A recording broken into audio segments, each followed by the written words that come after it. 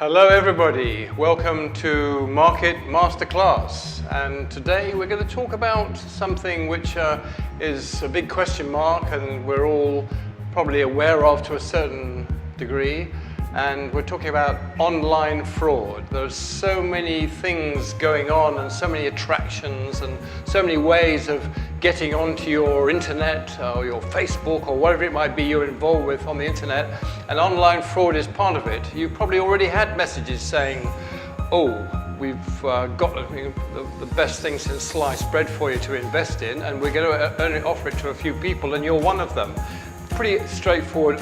There's boiler room operations where they ring people up, they get people excited, and they invest their money after only a telephone conversation. And the broker keeps ringing them up, or the so-called boiler room broker keeps ringing them up, saying it's going up, invest some more money. And at the end of the day, you discover that that doesn't even exist, and you have lost all your money.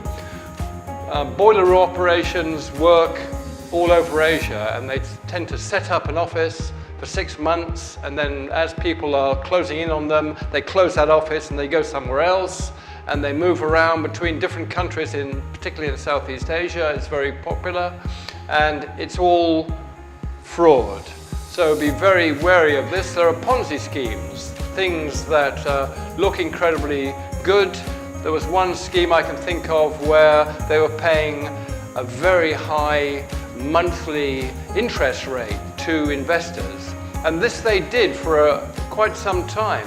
And the reason was that when new investors came in, they were taking their money and distributing it to the people who already invested as a deposit interest rate. And then of course they go and tell their friends that they're getting this high interest rate, and here's the check to prove it, and it's all come through. And eventually there wasn't any new money coming in, they couldn't pay the interest rate, and the person who set it up disappeared from the country with $250 million in his pocket. So that is a sort of type of Ponzi scheme that operates. So you have to be very careful who you're dealing with. Obviously there's the big names like Fidelity and Merrill Lynch and Schwab, and also the broker you're dealing with. You have to be very, very comfortable with them to make sure that you're not getting into something which is going to, you're going to lose your money.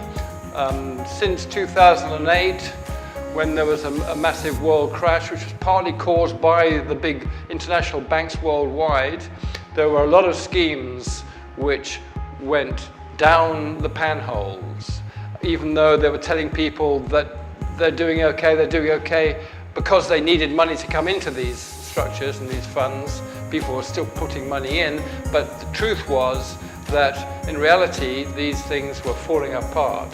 And with online fraud, it is available. You've got to be very, very careful and ask around, and a lot of it you'll recognize and you can have a good laugh at, but don't get involved in it. So online fraud is very common today.